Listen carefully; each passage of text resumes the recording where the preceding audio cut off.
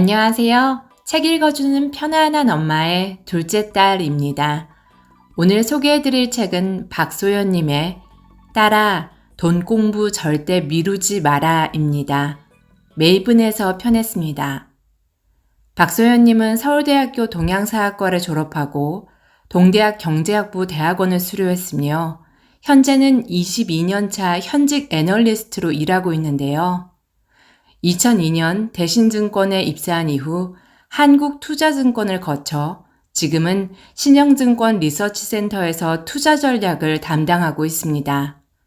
또 MBC, KBS, SBS 라디오 및 3프로TV 등의 패널로 출연해 주식시장의 흐름과 전망에 대해 이야기하고 우정사업본부 자문위원도 역임하고 있습니다.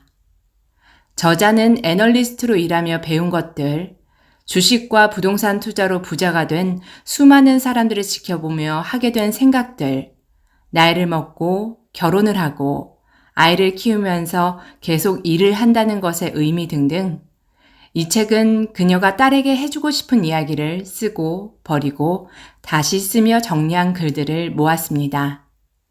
돈과 인생에 대한 가장 현실적인 조언 50가지를 총 6가지 챕터로 나눠서 소개하고 있는데요. 오늘은 대단히 인상 깊었던 프롤로그와 조언 몇 가지를 뽑아서 소개해드리고자 합니다. 지은이 박소연, 딸아, 돈 공부 절대 미루지 마라. 프롤로그. 딸아, 너도 알다시피 내 결혼식엔 어머니가 없었다. 21살의 어느 날 어머니가 악성 림프종으로 10개월 만에 세상을 떠났기 때문이다. 언젠가 어머니와 작별 인사를 나누게 될 거라 생각은 했지만 그 시간이 그처럼 빨리 올 줄은 몰랐다. 나는 오랫동안 어머니의 죽음을 받아들이지 못했고 그로 인해 혼란과 방황 속에 우울한 20대를 보내야만 했다. 무엇보다 삶의 중요한 순간순간마다 그 자리에 어머니가 없다는 사실을 견디는 것은 쉬운 일이 아니었다.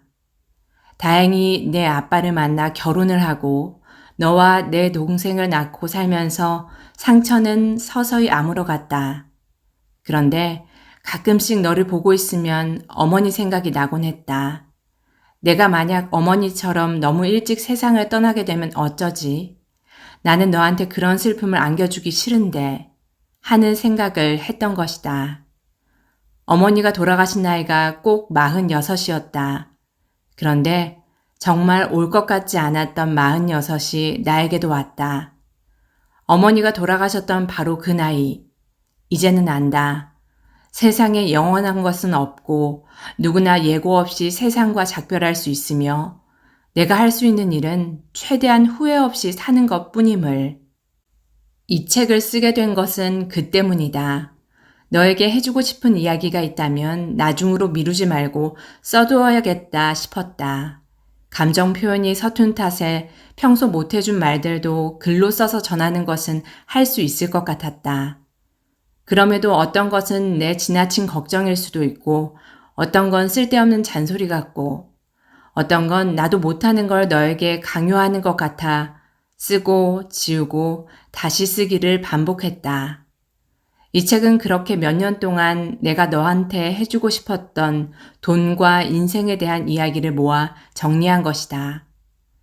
나는 지난 20여 년간 증권업계에서 애널리스트로 일하며 벼락부자가 된 사람부터 사업으로 성공한 자수성가형 부자, 부동산 투자나 주식 투자로 돈을 번 자산관리형 부자 등 수없이 많은 부자의 탄생을 지켜보았다. 그러나 한편으로는 있는 돈 없는 돈 모두 끌어모아 투자를 했다가 하루아침에 가난해지는 사람도 보았다. 나 역시 돈을 모으고 불리는 과정에서 잦은 실패를 경험했다. 그 과정은 때론 즐거웠지만 때론 고통스러웠다. 앞으로도 몇 번의 상승장과 하락장이 우리를 노크할 것이다. 너도 앞으로 사회생활을 시작하고 일을 배우고 결혼을 하고 아이를 낳고 그렇게 인생의 과정을 밟아가겠지. 그런데 살아보니 돈이 있다고 해서 반드시 행복한 것은 아니지만 돈이 없으면 행복할 권리조차 주장하기 힘들어지는 경우가 많았다. 의외로 돈이 인생을 정의하는 경우도 있었다. 그러므로 언제든 돈을 모으고 불리는 고민을 멈추어서는 안 된다. 경제적 자립은 삶의 자립이고 내가 원하는 인생을 살기 위한 주춧돌을 세우는 과정이기 때문이다. 여자들은 40이 넘는 순간 결혼을 했든 하지 않았든 자산을 만들어 놓지 않은 것을 가장 많이 후회한다고 한다.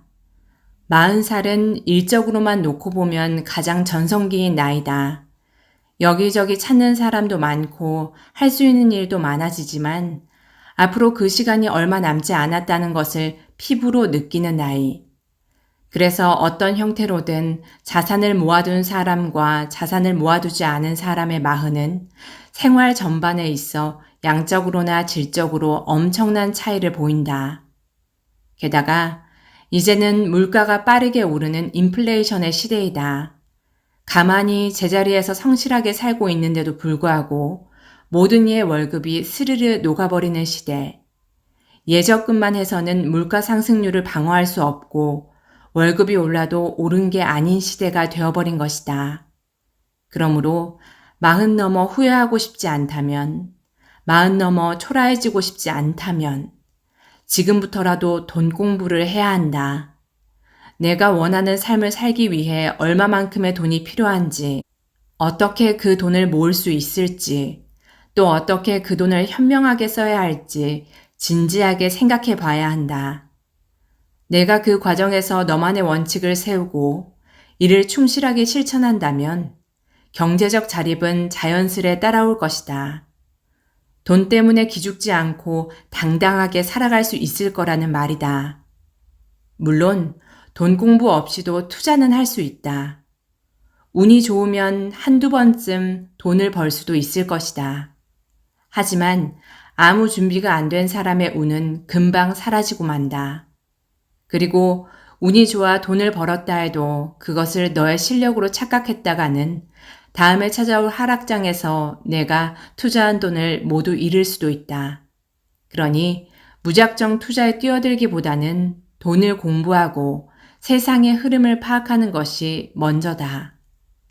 그리스 신화에 나오는 부의 신인 플루투스는 앞을 볼 수 없는 맹인이라고 한다. 제우스가 부의 공평한 분배를 위해 일부러 그렇게 만들었기 때문이다. 그런데 앞을 못 보다 보니 열심히 하는 사람과 그렇지 못한 사람을 가려내지 못하고 마구잡이로 돈을 나눠주게 되었다. 이에 돈은 때때로 누군가에게는 넘치게 가고 누군가에게는 너무 부족하게 가는 바람에 플루투스는 사람들에게 미움을 받게 되었다. 그러나 결국 주변의 노력으로 플루투스는 눈을 뜨게 되고 다시 부는 공평하게 흐르게 된다. 이처럼 돈이라는 것은 때로 말도 안 되게 쉽게 벌리기도 하지만 그만큼 어이없이 쉽게 빼앗기기도 한다.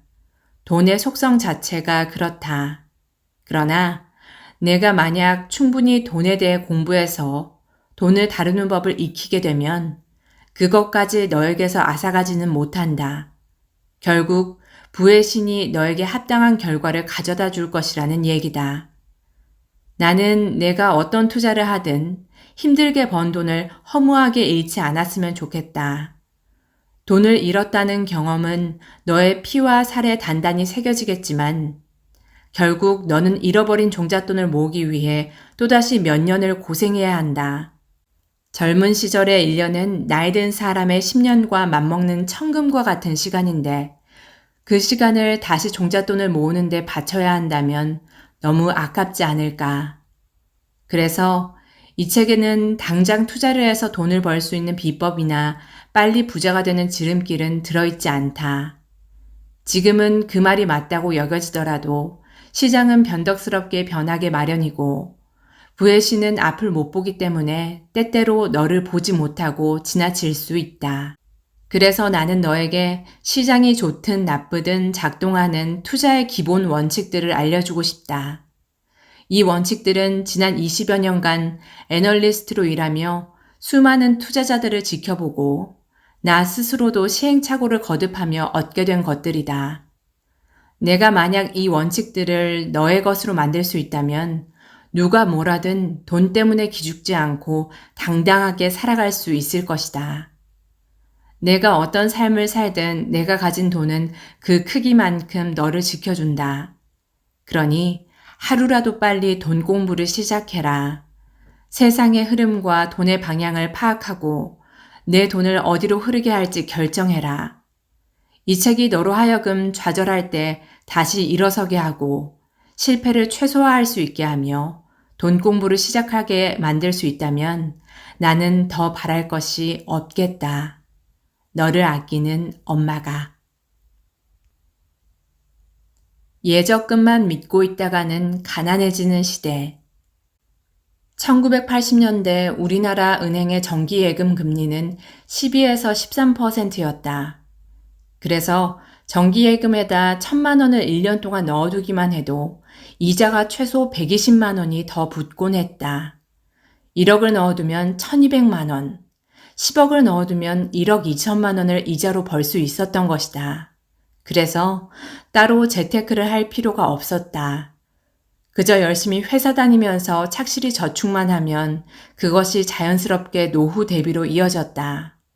그런데 2000년대 초반 예금 금리가 10% 아래로 떨어지더니 2020년 코로나19 직후에는 0.5%까지 떨어졌다.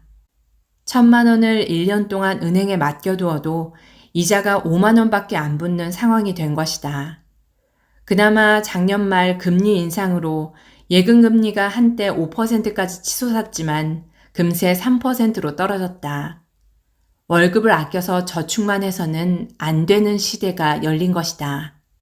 하지만 그럼에도 여전히 재테크를 두려워하는 사람들이 많다. 그들은 주식에 투자했다 돈을 날리고 집을 샀는데 대출이자가 너무 높아서 허리가 휘는 사람들의 이야기를 접하며 거봐, 주식도 부동산도 안 하길 천만다행이지. 욕심부리면 망한다니까.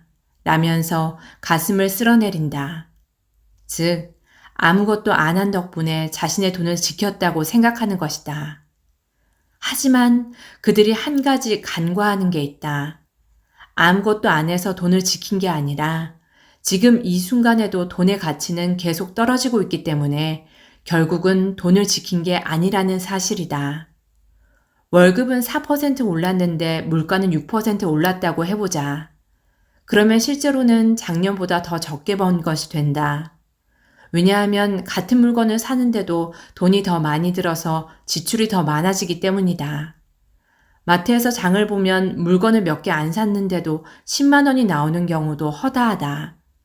그러면 월급은 분명 올랐는데 그 돈으로 생활하는 것이 갑자기 팍팍하게 느껴지기 시작한다. 당연히 저축할 수 있는 돈도 줄어든다. 돈을 모으기가 힘들어지는 것이다. 문화생활과 취미활동에도 제약이 생겨 삶의 질이 떨어진다. 때때로 자유를 누리던 삶에 불행의 그림자가 드리워지는 것이다. 그런데 더 큰 문제는 경기 침체로 연봉을 2에서 3%만 올리거나 회사가 어렵다는 이유로 연봉을 동결시키는 사례가 많다는 데 있다. 연봉이 동결될 경우 물가 6%는 고스란히 가계 경제에 있어 타격으로 돌아온다. 소득은 오르지 않았는데 물가가 높아 지출이 많아지면서 소비가 늘어나 가계부가 마이너스를 기록하게 되는 것이다. 이때 집을 사거나 전세금을 올리는 과정에서 대출을 받은 게 있다면 문제는 더 심각해진다. 2021년까지만 해도 금리는 거의 제로에 가까웠고 대출이자는 2.5%였는데 지금은 금리가 3.5%로 오른 데다 대출이자는 7%까지 치솟았다가 4에서 5%대로 내려오고 있다. 하지만 2021년에 비해서는 여전히 대출이자가 2배 정도 높아 4에서 5억 원을 대출받았다고 하면 월 대출이자만 100만 원 더 내야 하는 상황이 되어버렸다. 그런데 2022년부터 시작된 고물가, 고금리로 인한 인플레이션이 끝날 기미를 보이기는커녕 장기화될 조짐이다. 가만히 있으면 돈을 지키는 게 아니라 가만히 있기만 했는데 가진 돈의 가치가 떨어지고 지출은 많아져 무엇이든 하지 않으면 가난해질 수밖에 없는 시대가 된 것이다. 인플레이션은 화폐 가치가 떨어져 물가가 상승하는 경제 현상을 말한다. 그와 관련해 친구가 재미있는 이야기를 한 적이 있다. 자신은 겨울 코트는 27만 원이 넘으면 안 된다는 소비 철학을 가지고 있다고. 그래서 왜 그러느냐고 묻자 그녀가 말했다. 내가 20대 때 아르바이트를 해서 무리하게 산 게 겨울 코트였어. 당시 27만 원이었는데 고가 옷에 속했지. 그런데 5년이 지나니까 40에서 50만 원대로 뛰더니 어느덧 코트 값이 70에서 80만 원이 되더라고. 금으로 된 단추를 다는 것도 아니고 품질이 월등히 좋아진 것도 아닌데 코트 한 벌 값이 70만 원이 넘는 건 좀 너무하지 않니? 그래서 친구는 절대 27만 원이 넘는 코트를 사지 않는다고 했다. 하지만 동일한 품질의 동일한 물품인데도 시간이 지남에 따라 점진적으로 물건값은 오르게 되어 있다. 그래서 예전에는 27만 원을 주고 샀는데 이제는 그 가격에 그 물건을 살 수 없게 된다. 화폐 가치가 그만큼 하락했기 때문이다. 같은 액수의 돈을 가지고 있지만 구매력은 예전보다 떨어지는 것이다. 이처럼 통화량이 많아지면서 화폐 가치가 하락하고 그로 인해 물가가 오르는 인플레이션이 찾아왔을 때 어떻게 해야 할까? 그에 대비하기 위해서는 기본적으로 두 가지 방법이 있는데 첫 번째는 오른 물가만큼 월급이 똑같이 올라주면 된다. 물론 이 방법은 회사가 그렇게 해줄 수 없다고 말하면 너로서는 어떻게 해볼 도리가 없다. 두 번째는 투자를 통해 인플레이션으로 생긴 위험을 방어하는 방법이다. 혹시 헤지라는 용어를 들어본 적이 있니? 울타리라는 뜻인데 주인의 소유물을 지키는 울타리처럼 투자가의 자산을 지킨다는 뜻으로도 사용되고 있다. 좀 더 구체적으로 말하자면 헤지는 위험 요인들로 인해 자산의 변동이 생길 때 그것을 보호하기 위해 하는 행위 혹은 투자를 의미한다. 만약 물가 인상률이 5%이면 그것을 방어하기 위해 펀드나 주식을 해서 5% 수익을 낸다고 해보자. 그러면 너는 내 자산을 지킬 수 있게 된다. 헤지를 통해 인플레이션에 대비하는 것이다. 내가 너에게 돈 공부를 해야 한다고 말하는 이유는 바로 거기에 있다. 내가 열심히 번 돈의 가치가 휴지 조각이 되지 않게 하려면 돈을 공부해서 돈을 잘 지키고 불릴 수 있어야 한다. 내가 돈에 대해 정확히 알고 있어야만 경제를 잘 이해하고 돈을 효율적으로 잘 관리할 줄 알아야만 그 어떤 위기가 오더라도 잘 대처해 나갈 수 있다는 말이다. 글을 모르는 사람을 문맹이라고 부르듯 우리는 돈을 모르는 사람을 금융문맹이라 부른다. 그런데 생각보다 돈에 대해 잘 아는 사람은 그리 많지 않다. 금융문맹이 의외로 많다는 뜻이다. 더 큰 문제는 그들이 돈에 대해 잘 모르는 것을 별로 심각하게 받아들이지 않는다는 데에 있다. 이와 관련해 앨런 그리스펀 전 미국 연방준비제도 이사회 의장은 현재 세대와 경제에 있어 가장 큰 문제는 금융 이해력이 부족하다는 점이다. 문맹은 생활을 불편하게 하지만 금융 문맹은 생존을 불가능하게 만들기 때문에 문맹보다 더 무섭다 라고 경고한 바 있다. 돈의 흐름을 읽고 경제 공부를 하는 것은 생존에 직결되는 문제다. 왜냐하면 저물가 고성장의 시대가 끝났기 때문이다. 한국은 지난 30여 년 동안 비약적인 경제 성장을 이루었다. 그래서 취업의 문턱이 그리 높지 않았고 어디든 취직해서 열심히 일하면 연봉이 올라갔고 예적금 금리가 높아 저축만 열심히 해도 직장생활 15년 차쯤 되었을 때에는 집을 살 수 있었다. 안정적인 삶을 이루는 것이 하늘의 별 따기처럼 어렵지는 않았다는 말이다. 하지만 지금은 상황이 너무 달라졌다. 앞선 세대가 했던 방법으로는 안정적인 삶을 영위하는 것이 불가능해졌다. 돈을 쓰지 않고 가만히 있는데도 돈의 가치가 떨어지기 때문에 내가 무언가 조치를 취하지 않는다면 모은 돈의 가치가 점차 떨어져 돈에 쪼들리고 허덕이는 삶을 살게 될 것이다. 이 모든 사실에도 불구하고 MZ세대가 부모보다 가난한 첫 세대가 될 것이라는 전망은 나에게 충격으로 다가왔다. 20대 시절을 학자금 대출을 아는 채 시작해 비좁은 취업문을 간신히 뚫고 직장인이 되었지만 꽃길 같은 미래는커녕 결혼도 내 집 마련도 쉽지 않은 가혹한 현실을 받아들이는 게 쉬울 리 없다. 늘 돈이 부족하고 매 순간마다 돈 때문에 스트레스 받고 위축되는 삶을 원하는 사람은 아무도 없을 것이다. 더 이상 돈이 없어도 행복하게 살 수 있다는 말은 믿지 마라. 돈이 없으면 그나마 있던 행복도 무너지는 게 지금의 현실이다. 그러니 하루빨리 금융 문맹에서 벗어나려 노력해야 한다. 마음만 먹으면 대학 졸업장이 없어도 잘 살 수 있고 영어를 할 줄 몰라도 사는데 별다른 지장이 없을 수 있지만 금융 문맹은 앞으로 살아남기 힘들 것이다. 재테크는 무조건 하루라도 빨리 시작하는 게 낫다. 2015년 독일 쾰른의 한 김나지움, 인문계 중등 교육기관에 다니는 나이나 K라는 학생이 트위터에 올린 글이 독일 사회를 발칵 뒤집어 놓았다. 나는 곧 18세가 됩니다. 하지만 세금, 집세, 보험 등에 대해 아는 바가 없어요. 그러나 나는 시를 분석하는 데 능합니다. 그것도 4개국 언어, 독일어, 스페인어, 영어, 프랑스어로요. 물론 우리는 학교에서 중요한 것들에 대해 배우지만 아무도 우리가 자립할 수 있는 방법은 가르쳐 주지 않았습니다. 조만간 졸업시험을 치르고 나면 부모 곁을 떠나 혼자 살아야 하는데 학교에서는 실생활에 필요한 지식을 가르쳐 주지 않았다는 나이나 K의 이야기는 학생들의 전폭적인 동의를 얻으며 독일 전역에서 뜨거운 반향을 불러일으켰다. 이는 독일 정부까지 움직이게 했고 결국 110여 개의 고등학교에서 생활금융 과목을 개설하기에 이르렀다. 우리나라는 어떨까? 대학 수학능력시험에서 사회탐구 9개 과목 중 경제 과목이 있지만 응시자 중 경제를 선택하는 비율이 2%가 채 되지 않는다. 이 사실을 알고 나서 얼마나 놀랍고 안타까웠는지 모른다.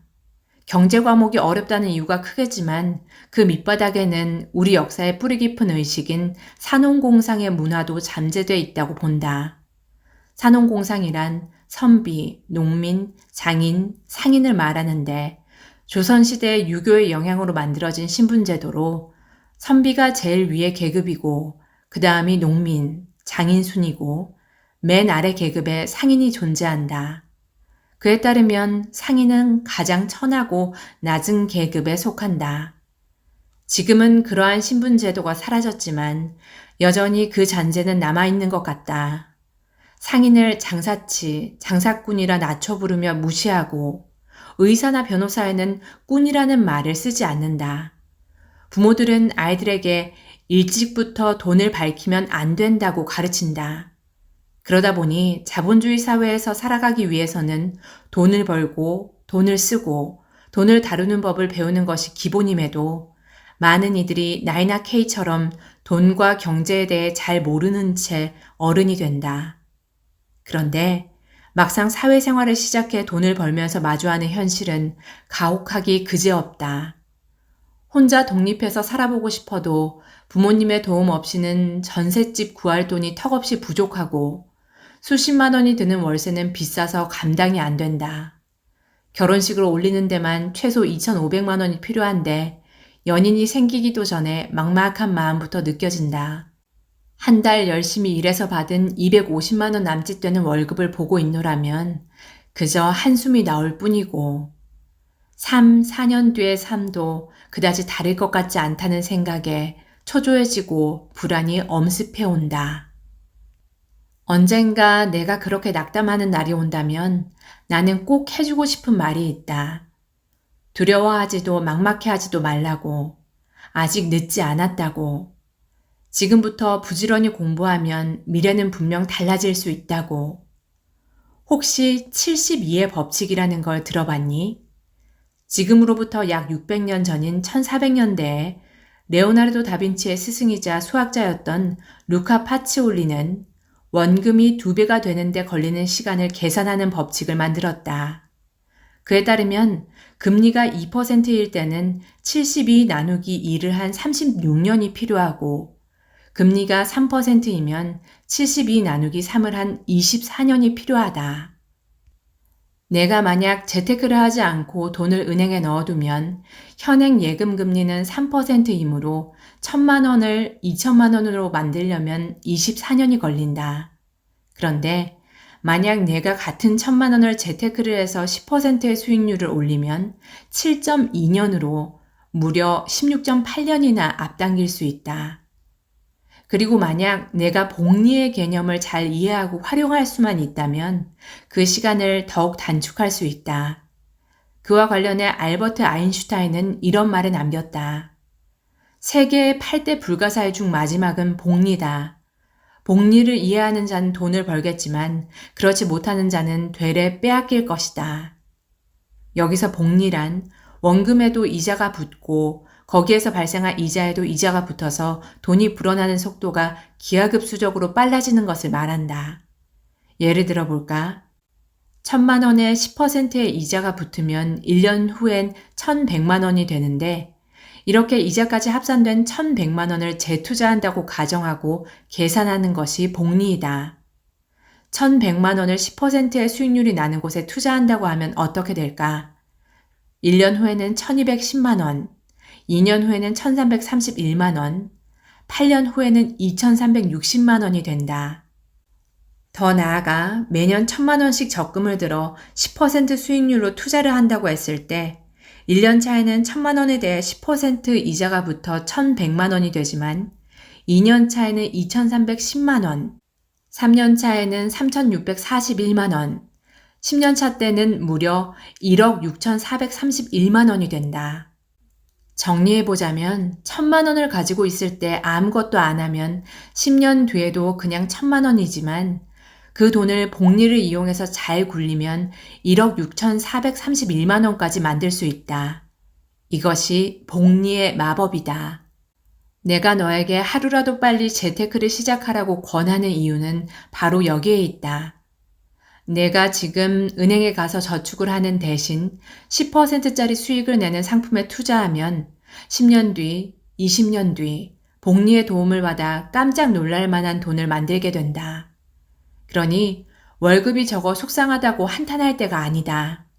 누군가는 벌써 복리의 마법을 활용해 부자가 되는 시간을 앞당기고 있다. 그러니 하루라도 빨리 종잣돈을 모아서 투자를 시작해라. 그리고 종잣돈이 클수록 복리의 마법이 훨씬 강력하게 작용한다는 것도 잊지 말아라. 300만 원을 2배로 불리면 600만 원이 되지만 1,000만 원으로 2배를 불리면 2,000만 원이 된다. 부자들이 말해주지 않는 부의 비밀. 부불 3대. 부자가 3대를 넘기기가 힘들다는 말이다. 그래서 세계 역사를 통틀어 300년 이상 부를 유지한 가문은 매우 드물다. 세계적으로 유명한 이탈리아의 메디치 가문도 200여 년밖에 부를 유지하지 못했다.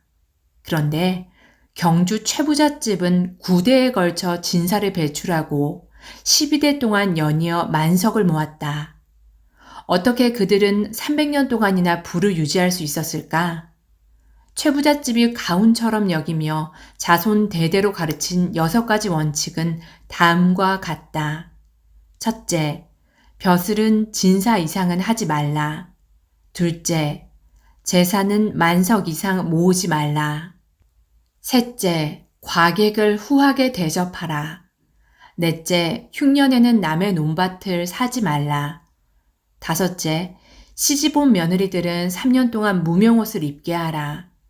여섯째, 사방 백리 안에 굶어 죽는 사람이 없게 하라. 딸아, 너는 몇 번째 원칙이 가장 궁금하니? 나는 왜 흉년에는 남의 논밭을 사지 말라고 했는지가 가장 궁금했었다. 알고 보니 조선시대에는 흉년이 들어 굶어 죽을 정도의 위기 상황에 처하면 사람들이 궁여지책으로 논밭을 팔아 쌀을 사곤 했는데 쌀이 귀해 논을 말도 안 되는 헐값에 넘기는 사례가 많았다고 한다. 쌀이 넉넉한 부자 입장에서는 흉년이야말로 논을 헐값에 사들여 재산을 증식할 수 있는 절호의 기회였던 셈이다. 하지만 최부잣집은 그것을 금했다. 논을 헐값에 팔아넘기고 가슴에 피멍이 든 사람들의 원한이 자신들을 향하게 되면 결코 이룰 것이 없다고 판단한 것이다. 최부잣집은 더 나아가 흉년이 들면 저택이 위치한 경주 교동에서 사방 100리 안에 굶어 죽는 사람이 없도록 곡식을 풀어 배고픈 이웃들에게 나눠주었다. 100리는 요즘으로 치자면 동쪽으로는 경주 동해안 일대까지, 서쪽으로는 영천까지, 남쪽으로는 울산까지, 북쪽으로는 포항까지를 의미한다. 그처럼 나뿐만 아니라 이웃들까지 다 같이 잘 살아야 결국은 오래도록 가문을 유지할 수 있다고 생각한 것이다. 재산을 만석 이상 모으지 말라고 한 것도 비슷한 이유에서다. 조선시대에는 땅을 빌려 농사를 짓고 그에 대한 소작료를 지불하는 소작인들이 있었는데 당시 소작료는 수확량의 7에서 8할 정도였다고 한다. 그런데 그렇게 할 경우 최부잣집은 재산이 만석을 초과하게 되므로 소작료를 낮춰야만 했다. 수작인의 입장에서는 소작료를 적게 내도 되니 앞다투어 최부잣집과 일하고 싶어 했다. 그리고 그들의 논이 더 늘어나기를 바라게 되었다. 최부잣집이 잘 되어야 자신들도 더 잘 되는 상생의 경제가 실제로 구현된 것이다. 이처럼 최부잣집이 300년 동안 부를 유지할 수 있었던 까닭은 상생의 철학을 누구보다 적극적으로 실천한 데 있다. 주변 사람들이 굶어 죽고 있는 상황인데 자신들만 만석 농사를 짓는 것은 의미가 없으며 도리가 아니라고 생각한 것이다. 한편 최부잣집은 시집온 며느리들에게 3년 동안 무명옷을 입고 지내게 했다. 절약과 검소를 몸에 배게 만든 것이다. 누구나 다 아는 말을 6가지 원칙 중 하나로 놓은 이유는 그만큼 실천이 얼마나 어려운지를 방증한다고 볼 수 있다. 부자의 기본은 절약과 검소에 있음을 다시 한번 일깨우는 셈이다. 그런데 왜 자손들에게 벼슬은 진사 이상은 하지 말라고 신신당부한 걸까? 왜 그것을 첫 번째 가르침으로 남긴 걸까? 그 이유를 살펴보다 나는 최부잣집의 해안에 진심으로 탐복하게 되었다. 그것은 내가 애널리스트로서 이제껏 부자 고객들, 태어날 때부터 부유한 금수저든 자수성가한 사람이든 상관없이 늘 만나며 느낀 것과 일맥상통하는 공통점이기도 했다. 첫째, 부자들은 리스크는 리스크라고 생각한다. 몇몇 투자 관련 책을 읽어보면 리스크와 리턴은 동전의 양면과 같다고 설명한다. 돈을 벌려면 어느 정도의 리스크는 마땅히 감수해야 한다는 것이다. 그래서 기대 수익이 크면 그만큼 리스크는 크고 기대 수익이 적으면 리스크도 적다고 가르친다. 그런데 내가 만난 부자들은 리스크와 리턴이 비슷한 확률인 상황에서는 절대 투자하는 법이 없었다. 그들은 충분히 기다린 후 리스크는 거의 없고 리턴이 압도적으로 큰 비대칭적 상품에만 투자를 했다. 최부잣집이 자손들에게 벼슬은 진사 이상을 하지 말라고 한 이유도 그와 비슷하다. 조선시대 진사라는 신분은 과거의 예비시험인 속과의 복시에 합격한 사람을 가리키는데 딱히 벼슬이라기보다는 양반 신분을 유지하는 최소한의 자격 요건에 해당했다. 그런데 조선시대에는 벼슬이 높아지면 자의반, 타의반으로 당쟁에 휩쓸리는 경우가 많았고 그러다 집안이 몰락하는 것도 한순간이었다. 그래서 최부잣집은 진사 이상의 벼슬을 해서 명예를 얻을 수 있을지 모르지만 그것은 아주 잠깐이고 그러다 잘못해서 멸문지화를 당할지도 모른다는 사실은 너무 큰 리스크라고 판단했다. 그래서 애초에 자손들에게 높은 벼슬에 도전할 생각을 하지 말라고 못 박았다. 부자들이 리스크 관리에 얼마나 철두철미한지를 단적으로 보여주는 대목이다. 그리고 현실에서 부와 권력을 모두 거머쥔다는 것이 얼마나 어려운지를 짐작해 한다. 최부잣집은 부를 지키기 위해 권력을 포기한 셈이기 때문이다. 둘째, 부자들은 버는 것보다 지키는 것이 훨씬 중요하다고 생각한다. 이미 부자라 더 벌 필요가 없으니 지키는 것을 중요하게 여기는 게 당연하다고 할지도 모르겠지만 그것은 오해다. 가격이 10% 하락하면 원래 가격을 회복하기 위해선 11%가 올라야 한다. 가격이 만약 50% 하락했다면 2배 올라야 원래 가격이 되는 셈이다. 즉, 부자들은 잃는 것은 금방이지만 그것을 복구하는 데는 훨씬 많은 노력이 필요하다는 것을 본능적으로 알고 있다. 그래서 지키는 것을 더 중요하게 생각한다. 그리고 손실을 보면 누구나 정신적으로 큰 타격을 입게 된다. 대부분의 사람들은 남들이 다 부자가 될 때 나만 아무것도 안 하고 있는 것을 가장 큰 리스크라고 생각하지만 부자들의 생각은 다르다. 그들은 열심히 저축하고 모은 돈을 한순간에 잘못된 판단으로 날려서 자존감에 치명상을 입게 되면 그것을 회복하기가 얼마나 어려운지 알고 있다. 그래서 부자들은 길을 쓰고 어떻게든 돈을 잃지 않고 지키기 위해 애쓴다. 정신적으로 건강하고 긍정적인 상태를 유지하면 새로운 기회는 언제든 다시 찾아온다는 것을 잘 알고 있기 때문이다. 셋째, 부자들은 분산 투자하지 않는다. 투자 세계에서 가장 유명한 격언 중 하나가 달걀은 한 바구니에 담지 마라이다. 계란 한 개가 깨져도 다른 계란들은 살아남을 수 있도록 다양한 자산에 나누어 투자해야 한다는 논리다. 이를테면 LG 에너지 솔루션 주식을 이미 가지고 있다면 유럽 회사채에도 투자하고 금도 사놓고 달러도 사놓아야 한다는 것이지. 하지만 내가 만난 부자들은 의외로 분산 투자를 하지 않았다. 한 사람이 소화할 수 있는 정보량은 한계가 있기 마련이라 정보의 범위가 넓어질수록 깊이 알려고 하기보다는 대충 판단하게 되고 그러면 실패할 확률이 높아진다. 그래서 부자들은 자신이 정확하게 아는 것에 집중 투자할 뿐 자신이 잘 모르는 것에는 절대 투자하지 않는다. 대신 모르는 분야에 대해서는 충분히 알 수 있을 때까지 공부를 정말 열심히 한다. 넷째, 부자들은 주변에 조건 없이 밥을 많이 산다. 그들은 본능적으로 돈이 되는 정보는 결국 사람으로부터 나온다는 것을 알고 있다. 그래서 주변 사람들에게 잘하고 누가 부탁을 해오면 웬만하면 들어주려 노력한다. 예를 들어 어느 제약회사에서 신약이 나왔는데 그 효능이 어떤지 알아보려면 의사나 간호사 친구에게 물어보는 게 제격일 것이다. 그런데 평소에 연락 한번 안 하다가 불쑥 전화를 해서 물어본다면 친구가 제대로 답해줄까? 아마도 친구는 필요할 때만 전화를 걸어 자신을 이용한다고 못마땅해 할지 모른다.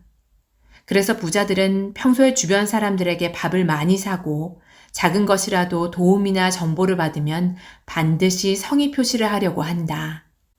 경주 최부잣집도 마찬가지였다. 조선시대에는 지나가는 나그네가 전혀 알지 못하는 양반집이나 부잣집 사랑채에 며칠씩 머물다 가는 일이 흔했다. 그런데 최부잣집에서는 유독 과객을 후하게 대접했다. 그들의 한 해 소작 수입은 쌀 3,000석 정도인데 그중 3분의 1이나 되는 1,000석을 과객 접대에 썼고 그래서인지 과객이 많이 머무를 때는 그 수가 100명을 넘기기도 했다. 심지어 밤을 지내고 떠나는 과객에게는 과메기 한 손과 하루분의 양식 그리고 노자도 몇 푼 쥐어 보냈다. 그러면 과객들은 공짜로 재워주고 먹여준 최부잣집의 고마움을 느끼며 자신이 전국 각지를 떠돌면서 보고 들은 것들을 아낌없이 털어놓곤 했다. 교통이 발달하지 않아 여행이 어려웠던 당시 과객들이야말로 세상의 모든 새로운 정보를 시시각각으로 나르는 메신저 역할을 톡톡히 한 셈이다. 덕분에 최부잣집은 굳이 전국 각지를 돌아다니지 않아도 세상의 변화와 흐름을 가장 빨리 파악할 수 있었다. 주는 것이 있어야 받는 것이 있는 법. 만약 최부잣집이 과객을 후하게 대접하지 않았다면 그처럼 많은 사람들이 그 집에 오지 않았을 테고 그러면 최부잣집은 곡식을 퍼줄 필요가 없어 더 많은 재산을 모았을 수 있다. 하지만 세상의 흐름을 파악하기가 쉽지 않아 결국 오랫동안 부를 지키기는 어려웠을 것이다. 사람들은 대부분 부자가 인색할 거라는 편견을 가지고 있다. 하지만 내가 본 부자들은 하나같이 돈을 허투루 쓰지는 않지만 주변에 밥을 잘 사고 잘 베풀었다. 자기 자신을 위해서는 전혀 사치를 하지 않는데 자신에게 도움을 준 사람에게는 반드시 보답하고 향후 어떤 관계로 발전할지 알 수 없지만 매 순간 만나는 사람에게 최선을 다했다. 밥을 사고 작은 것이라도 받았으면 성의 표시를 하려는 행동은 별것 아닐 수 있지만 그런 행동들이 하나하나 모여 부의 크기를 결정한다. 진심이 담긴 말과 행동은 결국 사람의 마음을 움직이기 때문이다. 그러니 될 수 있으면 너도 고맙다는 말만 하지 말고 밥이든 조그만 선물이든 사줄 수 있는 사람이 되었으면 좋겠다. 밥 잘 사주는 언니 혹은 선배가 되려면 돈이 꽤 들 수도 있지만 나는 내가 그것을 너무 아까워하지 않았으면 좋겠다. 내가 밥을 사고 고마움을 표시했던 그 사람들이 결국 너의 평판을 만들고 결정적인 순간 너를 도와줄 테니까 말이다. 그래도 사람 때문에 마음이 다치거나 힘든 날에는 중국 한나라의 역사학자 사마천의 말을 기억했으면 좋겠다. 1년을 살려거든 곡식을 심고 10년을 살려거든 나무를 심고 100년을 살려거든 덕을 베풀어라. 여러분 어떠셨나요? 편안하게 잘 들으셨는지요? 저는 처음에 이 책의 제목을 접했을 때 돈에 대한 이야기만 할 줄 알았어요. 그런데 저자가 살며 느낀 바를 정말 솔직하게 써놓은 점이 가슴 찡하게 다가왔습니다. 제가 올해 40이라서 더욱 그렇게 느끼는 것도 같지만 지금이라도 더 돈 공부해야겠다고 결심하게 만드는 책이었습니다. 또 제가 오늘 소개하지는 않았지만 종잣돈 모으기, 주식투자법, 부동산 투자법 등의 실전 투자 원칙들이 구체적으로 적혀 있어서 재테크가 간절한 분들에게 많은 도움이 되리라 생각됩니다. 그럼 좋은 시간이 되셨기를 바라며 오늘도 행복하세요.